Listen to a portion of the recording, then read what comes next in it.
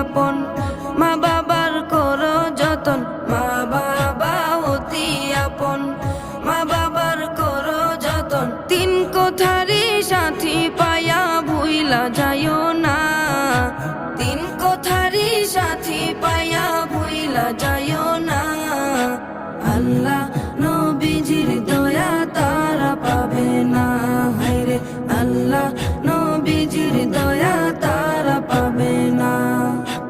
জান্নাত মায়ের পায়ের নিচে বলছেন নবী হাদিসেতে, জান্নাত মায়ের পায়ের নিচে বলছেন নবী হাদিসেতে।